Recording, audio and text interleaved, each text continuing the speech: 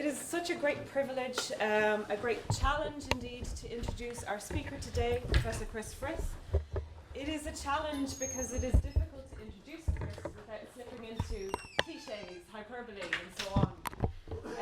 Chris Frith has been described, of course, as pioneering in his approach, in his application of human neuroimaging techniques to study the mind, in his transformational approaches to understanding schizophrenia, hallucinations and delusions.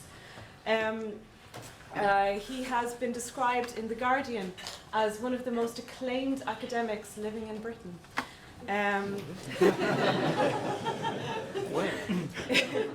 One of them, along with Uta, of course. In 2016, he was listed amongst the 10 most influential brain scientists in the modern era by Science. My personal favourite is perhaps from Carl Friston, who noted that Uta and Chris are the matriarch and patriarch of cognitive neuroscience. One of the honours Chris has received, in amongst the many, many honours of his career, was a Niels Bohr professorship in Denmark. Now, the Niels Bohr professorship is designed and designated to try and encourage and enrich the Danish research environment. And I can strongly attest, as I think, and I believe many of the people who've interacted with Chris and Uta during their time here, can strongly agree that Chris has enriched our environment and continues to do so in a very, very palpable and meaningful way. So Chris, I'm sure that many, many people are tremendously excited to hear your talk today, which is just wonderfully titled Our Human Superpower, Metacognition. So thank you again for coming and giving so generously of your time, and we are all extremely excited to hear your talk. Thank you very much. Well, it's very good to be here again. But before I begin, I should tell you a little story about the Niels Bohr professorship. Because we published a rather wonderful paper in 2010, I think it was, which I will refer to in my talk. And it got into the media, and it got into the Guardian. And in the talk, in the title page of the paper, it says Chris Frith, Niels Bohr Professor of such and such. And so the Guardian reproduced this, saying Chris Frith and Niels Bohr have published it. So I'm very proud to have been a co-author with Niels. So I'm going to talk about explicit metacognition, and I've talked about metacognition in these seminars before. And some of you will have seen before, but I think many of you will not have seen it before, and I still find metacognition one of the most exciting new developments in cognitive psychology, and explicit metacognition is even more exciting, and that's what I'm going to talk about. Now, as you've already heard, Uta and I have just published this book. We still have not actually seen a copy of it, but we're very pleased with this, and in a sense it summarizes our work over the last several decades.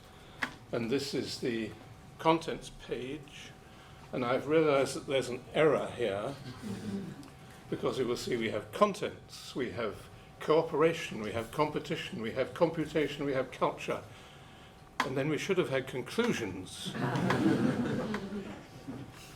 But I'm going to particularly talk about the bit at the bottom in relation to culture, because culture is something that we didn't know anything about until we met Andreas. I think that's fair to say. And I still don't really know what culture is. I know much less about culture than anyone else in this room, but I will nevertheless attempt to explain it. Don't know why I did that. So this is my plan of action. So I'll briefly tell you how the brain works. It only needs 2 slides. Then metacognition, then explicit metacognition, and then metacognitive reports, which is very interesting because it's explicit. We can now tell other people about it, and how this may be the basis for cumulative culture. So how does the brain work? So in the book, we structured it around these 3 different worlds the world of objects, which is the physical world, and the world of agents, which is the sort of biological world, and the world of ideas, which is the mental world. And each of these worlds depends on certain constraints. So in the physical world, you're constrained by the laws of physics. In the biological world of agents, to some extent you escape from this because biological agents are self-propelled, so they don't, for example, obey things like laws of momentum, but they're constrained by their goals. And then in the mental world, you're no longer completely constrained by your goals, but you're constrained by your beliefs, and in sometimes even other people's beliefs. And we can map this onto the brain in this very simple-minded picture.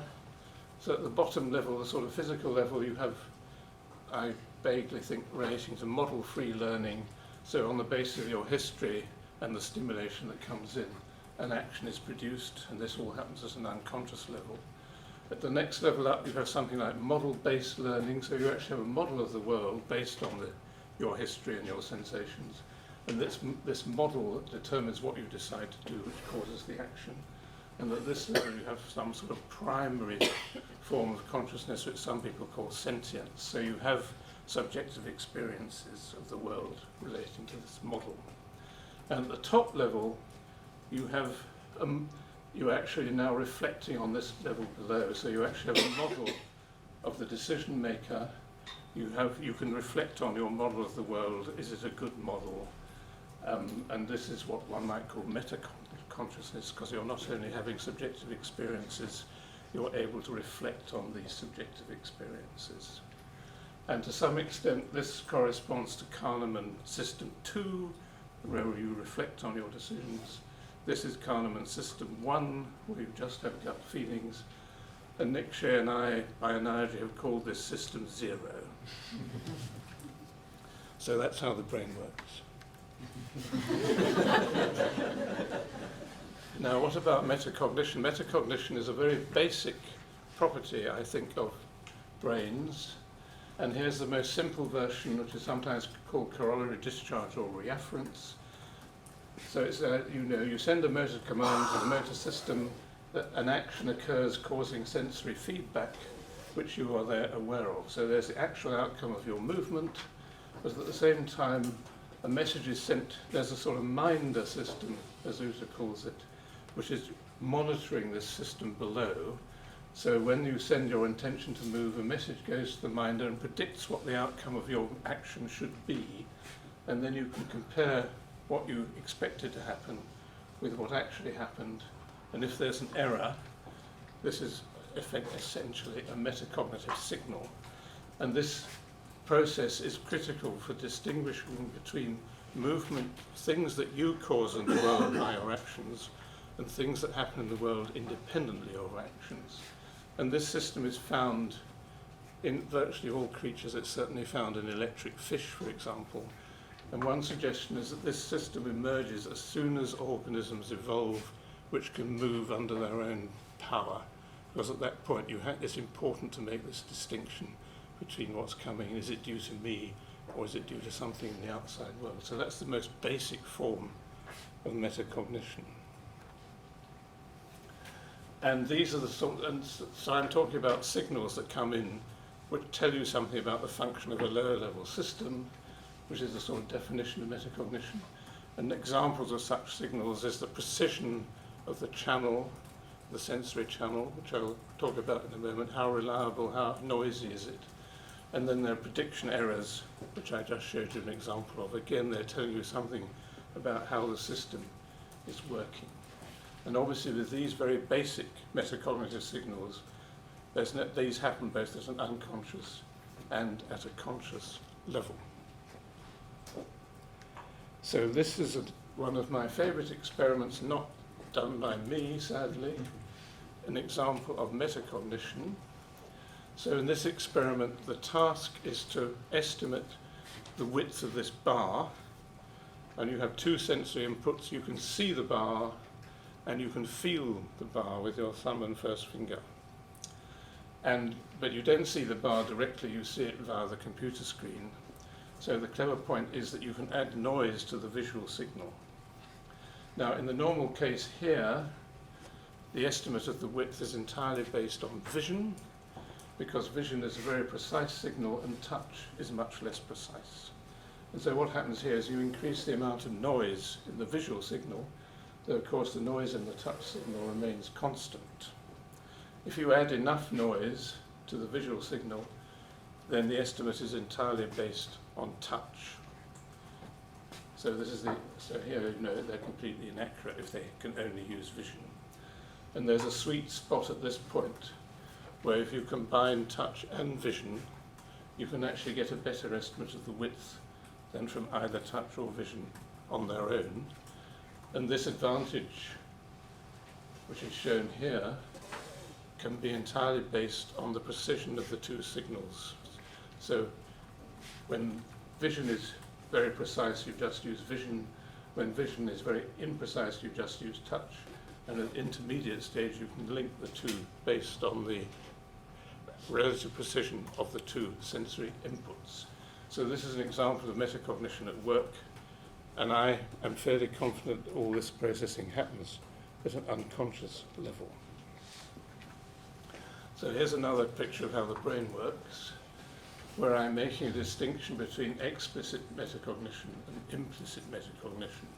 So at this lower level, and I've just given you examples, you have implicit metacognition, like estimates of the precision of the signals which are used to optimize your processing and produce the best action. But there's a higher level, a conscious level, where you are aware of the processes you're undertaking to produce action. You are aware of the reliability and precision of these processes. This is the explicit metacognition.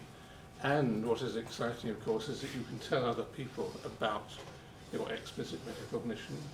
And if we define culture as other people, then this is feeding back into the processing stage. So you can change how you process on the basis of these sorts of signals. And in turn, the explicit processing stage can change how the implicit processing stage works. And this is another of my favorite experiments not done by me, where you have a contrast made directly between implicit and explicit metacognition. So here the task is you have expert typists, and they are listening to a string of words, so each time they hear a word they have to type it as quickly as possible. And this is run by these evil psychologists who are doing nasty things to the task. But in the standard situation, if you make an error in this kind of task or any kind of reaction time task, you will slow down on the next trial. So this is indicated here. Correct, the speed remains the same. If you made an error on this point, you're much slower on the next trial. Post-error slowing, that's a well-known phenomenon. But what these evil psychologists have done is they've put in errors that didn't occur, so the typist pressed the correct key, but the wrong letter appeared on the screen. Or even more deviously, they have noted that the typist has pressed the wrong key, and they put the correct error, correct letter, on the screen. So you have two kinds of manipulation. Now, what is interesting is that at the implicit level, they slow down if they make an error, even if it is corrected, and they do not slow down if an error is inserted.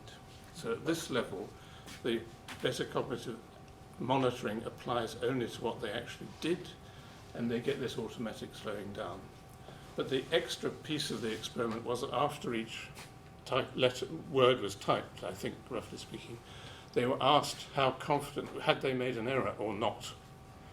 And here you get completely the opposite picture. So when they did make an error, but it was corrected, they said they didn't make an error. And when they didn't make an error, but it was inserted, they said they did make an error. So at the explicit level, they're responding to what the psychologists have created, these non-existent errors and corrected errors, whereas at the implicit level, they are actually responding to real errors. So there's 2 points to this experiment. First of all, that you can separate out the implicit metacognitive level from the explicit level. Secondly, that they don't correspond, and this explicit level can be erroneous, as we shall see. So what about explicit metacognition? As with all metacognition, it has two functions. It is monitoring what's going on at the lower cognitive level, and its control that it's doing something to the lower cognitive level on the basis of the monitoring. And this goes right back to the very early days of metacognitive research. A system that monitors itself, even imperfectly, may use its own introspections as input to alter the system's behaviour. So this is a critical thing. You can alter the behaviour of a lower level system. And this is our fancy picture of this with the collaboration with Nick Shea and some of the people in this room. This is explicit metacognition. It's monitoring and controlling the lower levels. So here's the green boxes of the implicit metacognition, and the red box is the explicit metacognition, which is getting signals from below and sending control signals down to the lower level system. And here are some possible examples of the signals that might come up, which I'll talk about. Perceptual fluency, how easy was it to see this picture? Action fluency, how easy was it to select the next action? And confidence, how confident am I that I did the right thing? And these are the sorts of strategies you might adopt to deal with these problems. Attend more, explore rather than exploit, slow down. These would be explicit signals that you would send to the lower level. So first of all, I want to talk about the signals that are available that are coming up from the deep, sometimes called gut feelings. As I said, there's perceptual fluency, action selection fluency. There's a tip of the tongue phenomena, which is interesting because this is about memory. You're trying to remember something. You're convinced that the answer is just about to emerge. So this is a signal that's worth trying a bit more, and then it will come out. And then there's confidence, which I will talk about a great deal. But these subjective feelings, such as confidence and fluency, are what Thomas Metzinger calls thin and evasive. We sometimes don't recognize them at all, and if we do recognize them, we may interpret them in the wrong way.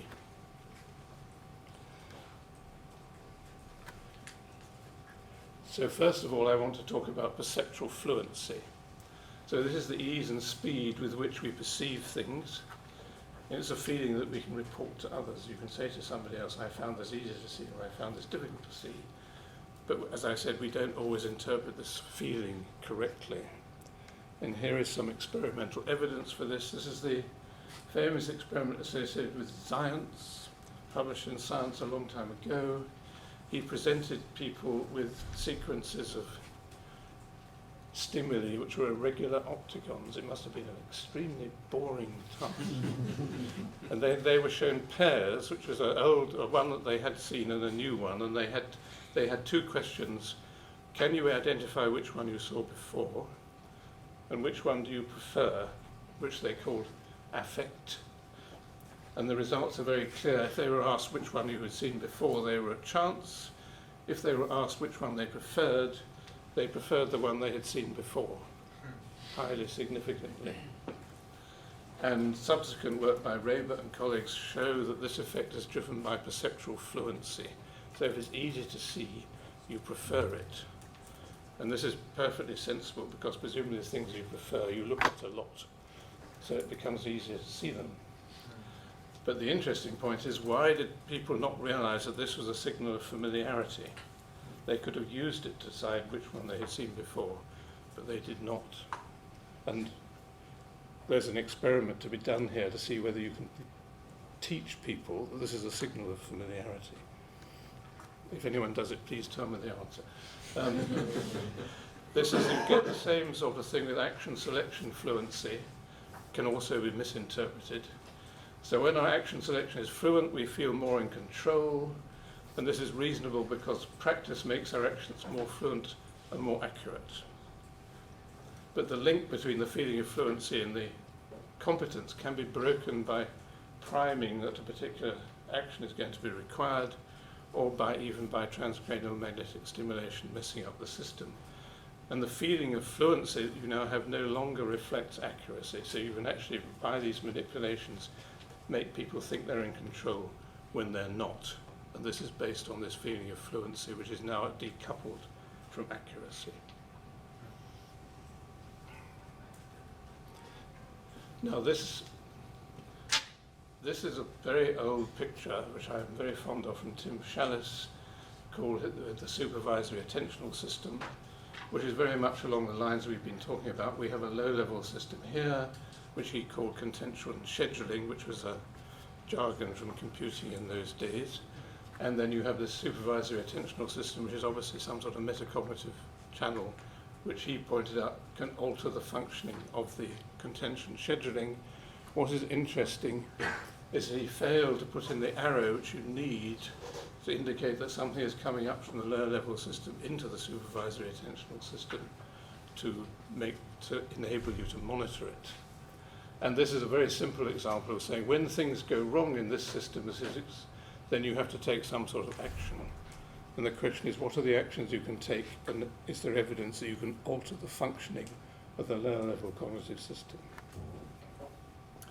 And one example is top-down control by confidence. So when your confidence is low in the decisions you've been made, you're more likely to change your mind the next time this signal comes up. You're more likely to ask to see the stimulus again. This is the explore rather than exploit. And indeed, confidence can be used as a training signal when there's no external person telling you whether you're right or wrong.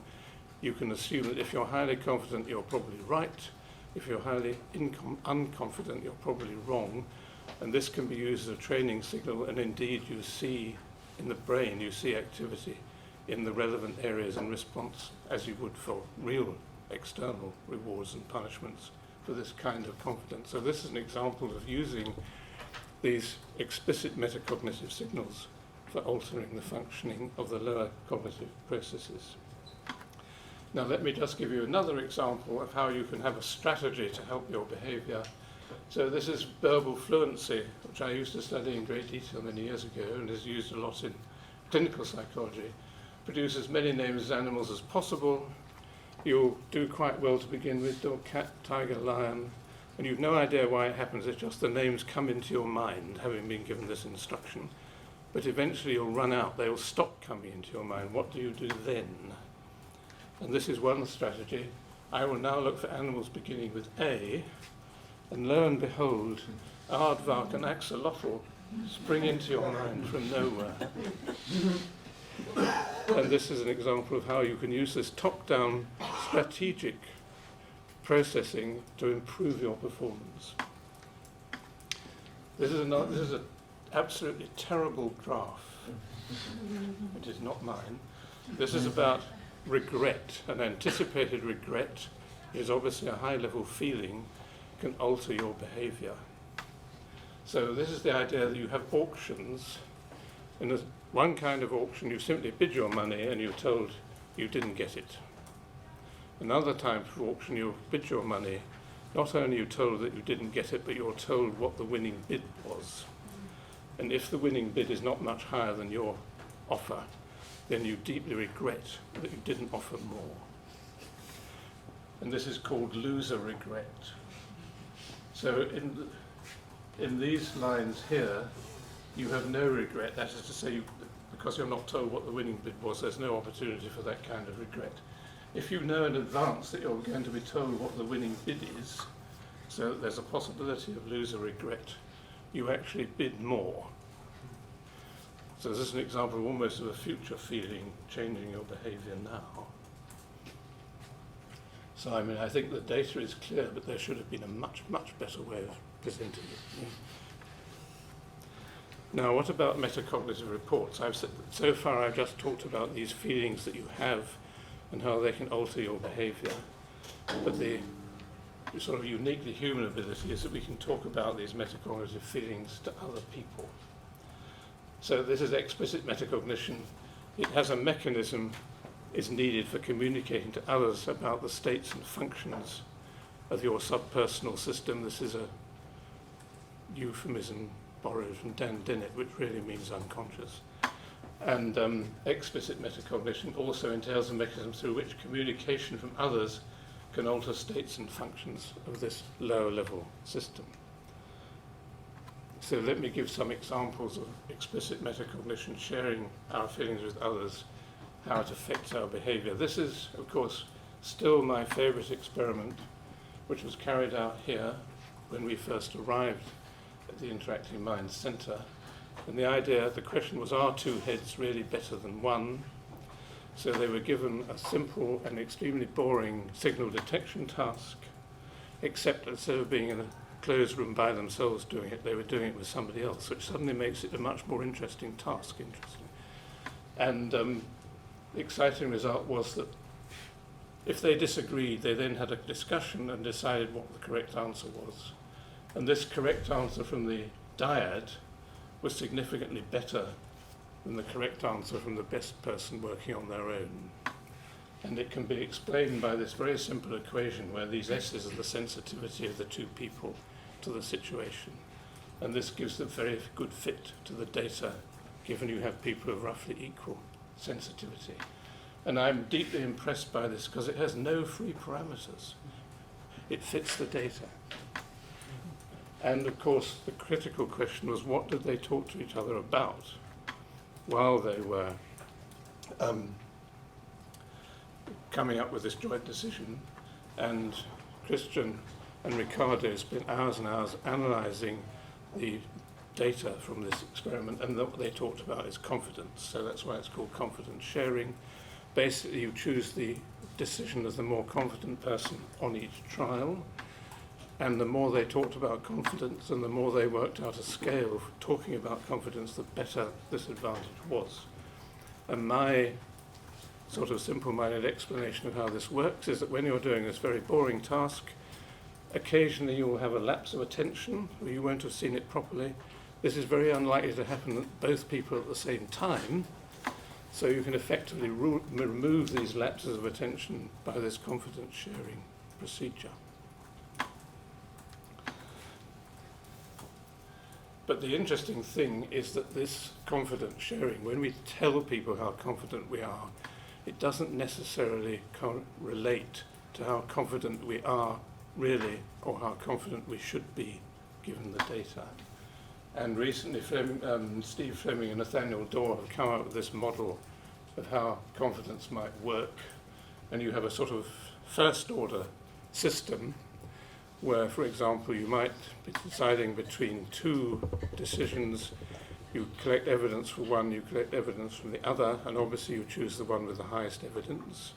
And you could base your confidence on the difference in the evidence between them. So there would be no further processing that would be needed. If they're very different, you're confident. If they're very similar, you're less confident. But what Fleming and Dorr suggest is that you don't do it this way. You actually have a sort of higher level system that is monitoring the decision maker. So on the basis of your experience, you know how good you are as a decision maker. And this is taken into account in working out your level of confidence, not just the stimuli that were input. And then you can work out a likely estimate of what your confidence is. And then when you report it, that's a function of the confidence you've worked out, but not identical to it. And this is very important. This is going back to the idea that our metacognitive signals are thin and evasive and we can reinterpret them. This turns out to be very useful. So this is lots of nice data from Dan Bang. So for example, if you ask people on their own to use a confidence scale of 1 to 6, there are big differences. So this person is underconfident. She uses 1, 2, and 3 rather than 4, 5, and 6. This person is overconfident. He uses 4, 5, and 6 rather than 1, 2, and 3. And then you can obviously ask the question, if they work together, wouldn't too much weight be given to the overconfident person, so that even when they were wrong, they might be more confident than the underconfident person who was right on this particular occasion. So this clearly creates a problem. And what is fascinating is that it doesn't.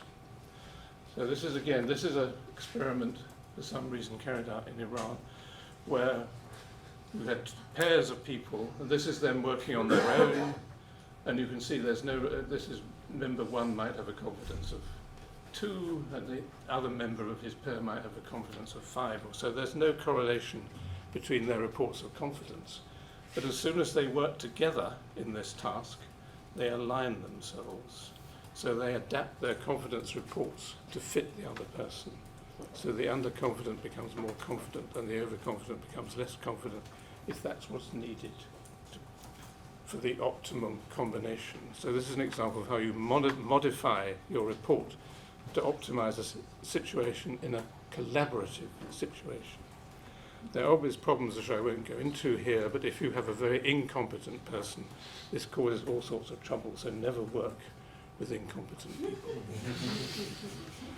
So this is an example of how you modify your consciousness report in a competitive situation, due to Uri Hertz and colleagues, which is slightly complicated, but I think I can explain it. So you have a client who wants to know, were there more red or black squares in this display? And there are 2 advisors who tell him. And the client will only choose one advisor, so there's competition between the advisors to be chosen. So the client chooses an advisor, they show the evidence, the advisors give their response, and then there's an outcome, whether the client gets rewarded or not. And the advantage, of course, is that with these kinds of displays, you can work out exactly how confident they ought to be. So this display, they should be very confident that there are more black. And this display, they should be somewhat unconfident that there's more black. So you can measure whether the advisors are being overconfident or underconfident, given the display they're looking at. And what you find is that if one of the advisors is ignored, not chosen by the client, even though they're actually doing better, they start to exaggerate their report of confidence. They want to take over. It doesn't really matter if they're wrong, but if they're right, there's a good chance that the client will switch to them. Whereas the person who's being chosen doesn't want to risk being too confident in case they're wrong.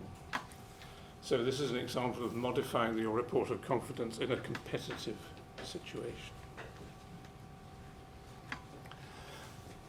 So this is to do with the output of the system. You're using metacognition to manipulate the situation by how you report your feelings to other people. And now we want to look at it the other way around. How does what other people say to you via this metacognitive, explicit metacognitive system alter your behavior?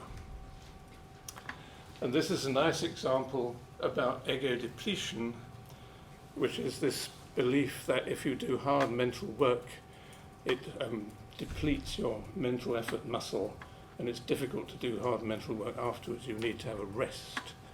And this is called ego depletion. There's a lot of literature on it, and recently it has failed to be replicated, which is interesting. And this experiment tells you why.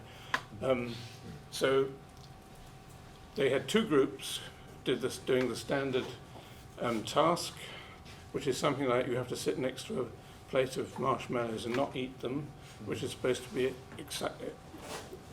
require lots of mental effort, and then afterwards you do badly on the Stroop task. So one group were told working on a strenuous mental task can make you feel tired, such that you need a break before accomplishing a new task. But the other group were told sometimes working on a strenuous mental task can make you feel energized for further challenges. And the results follow this exactly. So if they're given the depleting instructions, they make many more errors after having to sit next to the marshmallows. If they're getting energizing instructions, they actually make less errors. So this is an example of being told how to interpret this feeling that occurs after doing strenuous work can actually alter the way you behave, deciding whether it means you should work less or it means you're able to work more. And this is another slightly complicated task about gut feelings. And I think to introduce it, this is the idea that when you are presented with a problem, if the solution comes to mind very quickly, that means it's usually right. And an example of where this doesn't work and where this is deliberately exploited, this prior belief, is the famous bat and ball problem, where you're told a bat and a ball together cost £1.10, the bat costs £1 more than the ball, What does the ball cost? Most people say 10p because that's the way the answer is framed. That's the obvious thing to say. And as you, I'm sure, have recognised, the actual answer is 5p. So this is an example of a gut response giving you the wrong answer. And in this experiment, they looked at that in detail.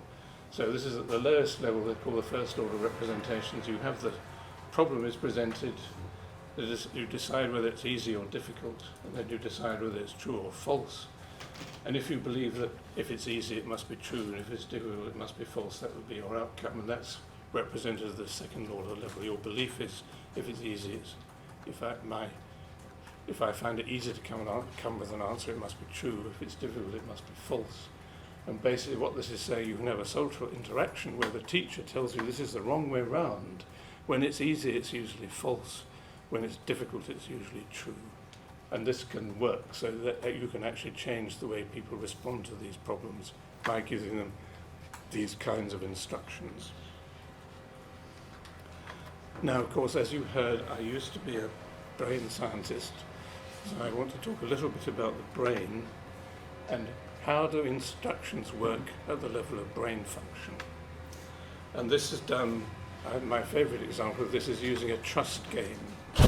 So this is where you have to learn who to trust. Some people are trustworthy and will give you your money back with interest. Some people are untrustworthy and will take the money and run. And you learn this slowly by trial and error, and you get prediction errors so that when a trustworthy person, a person you believe to be trustworthy, gives you back less than you expect, then you downweight their trustworthiness, and vice versa. And these prediction errors are seen in the caudate nucleus. Now, the interesting thing was to give people instructions which indicated how trustworthy the people were before you started playing the game. And they give nice examples. So Frith was an English graduate student and volunteer intercity teacher who rescued a friend from a fire during a crowded concert. Clearly a very trustworthy person. On the other hand, Jim was a business graduate student who had been arrested for trying to sell artifacts looted from Iraq on internet auction sites. Note the faculties here. And when you do that, this activity disappears. They no longer pay any attention to the actual behaviour of the person. They have this strong prior that they're trustworthy or they're untrustworthy, and this is sufficient. And you can see that both in the brain and in behaviour from Manfred Milinski's group. How does this work? Again, there's a very nice experiment from Foranon and colleagues looking into this. So they find that it seems to be that the medial frontal cortex encodes the trustworthy of these different people. And if that's strong, that suppresses the activity in the caudate nucleus. So you don't attend to the prediction errors. And in addition, dorsolateral prefrontal cortex suppresses responses when the behaviour doesn't match the prior belief. And you can imagine that what you're, at some sort of personal level, you're explaining it away. You're saying, he didn't intend to send me less money. Something went wrong with the transfer system. And in fact, people have done experiments to show this can actually happen. So this is an example of how the top, what's happening at the top level of the system in the brain. So what about, so I've explained to you, I think, how explicit metacognition and instructions from others can alter the way our brain works and the way we behave. And what I want to finish with is suggesting that this might be the basis for something like cumulative culture. And I'm going to justify this with reference to Dan Sperber. So explicit metacognition lies at the interface with culture. So at one hand, we have signals arising from the subpersonal cognitive process are converted into representations that will be communicated. On the other hand, communications are converted into signals that can modulate subpersonal cognitive processes, indicated by these two people here interacting via speech. Although, of course, this doesn't somehow explain how the speech gets into the brain, but we'll pretend that it goes via this top-level process.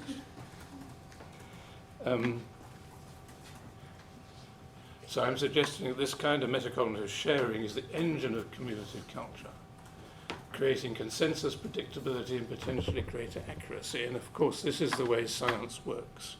We're constantly monitoring each other's models and choosing, and the models of the world gradually become better, and we sometimes have to point that this is pseudoscience, but we won't go into that story. And this is what Dan Sperber said. He said the bottom, making a mental representation public, which is obviously one aspect of metacognition, and top-down internalizing a mental version of a public representation. So these are the two factors involved, processes involved in explicit metacognition. And he's saying this is how cultural transmission works. And I want to finish by talking about two types of cultural concept which I think can be seen in terms of this framework. And these are particularly habits. We can create habits which help us to overcome our selfish urges. And one of these relates to responsibility, and the other relates to fairness and justice. And of course, in this story, because it's cultural, we may get different stories for different cultures. I'm only talking about weird Western type cultures, but I think the process itself could show you how you get different results in different places. So going back to the way the brain works, the signals, what I'm saying is the signals from the top level, which are essentially come from our culture, operate the way the bottom level works. So signals from the top level of the mind can alter function at the bottom level, i.e., for example, habits and feelings. And one such cultural concept is the belief in free will. And this belief is associated with the feeling of being in control, that is, I am the cause of the event. I could have done otherwise, which is where the idea of regret comes from, which I talked about with Thomas Metzinger, who seems to have deep feelings of regret.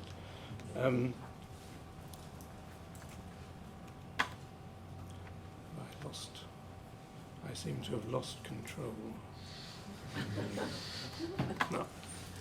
So this is agency and responsibility. So agency is something that nearly all creatures have, and probably relates to this corollary discharge I told you. They do things on the world. But in people, we add to this, at least in the West, the feeling of responsibility. So not only are we agents, that we cause actions, but we are in some sense held responsible for these actions. And it becomes a basis, the sense of agency becomes attached to some sense of moral responsibility. And this goes right back to Epicurus, who said children learn about responsibility from being rewarded and punished for their actions. And most people, this is from so-called experimental philosophy, most people who filled in the questionnaire in Princeton or whatever, believe that there's a strong link between moral responsibility and free will. And certainly in Western legal tradition, murder, intentional murder, is punished more than unintentional manslaughter. And there are even at least one case where a man strangled his wife, or killed his wife while he was asleep in some sort of nightmare situation, and was considered to be not guilty because it was not intended.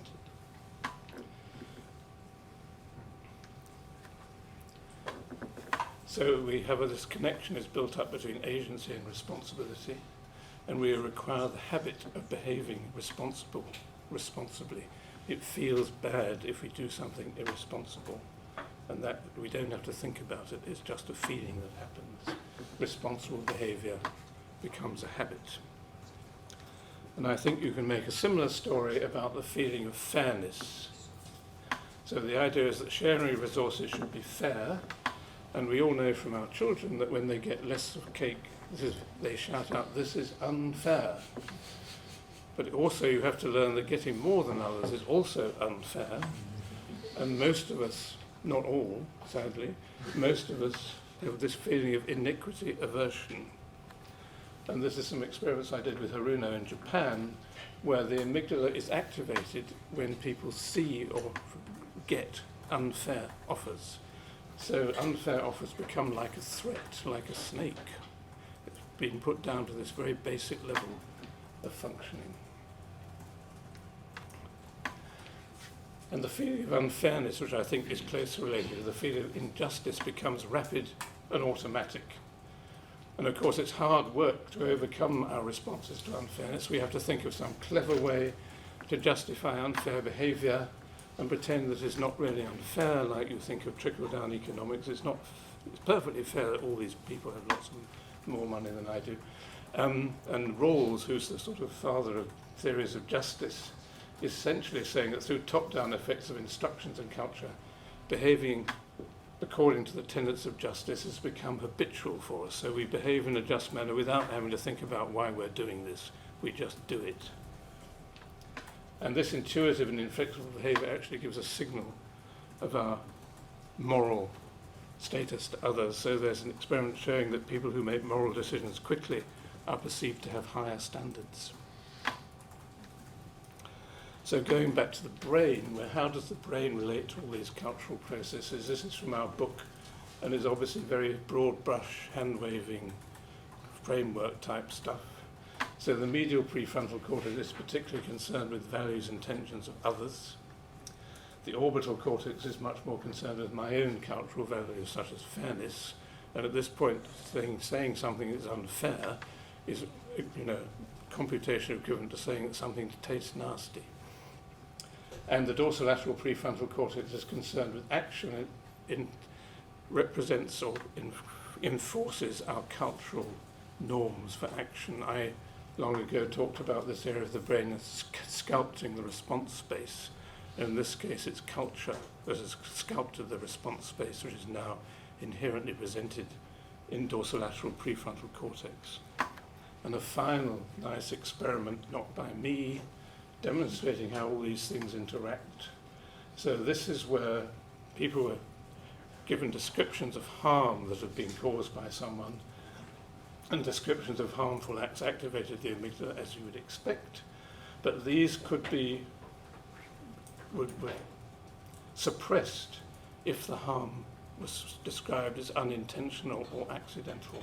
And they could show that this was the medial prefrontal cortex, which makes decisions about whether things are accidental or intentional, interacting with the amygdala to reduce activity when the harm is perceived as being unintentional. So these are very highly cultural approaches to people's behaviour, which have now become instantiated in the brain. So that's why I think explicit metacognition is our human superpower. So thank you to many people who are involved, particularly Thomas Bayes, and you can read all about it in these two books. This one is free, but I'm afraid this one is not. Thank you very much.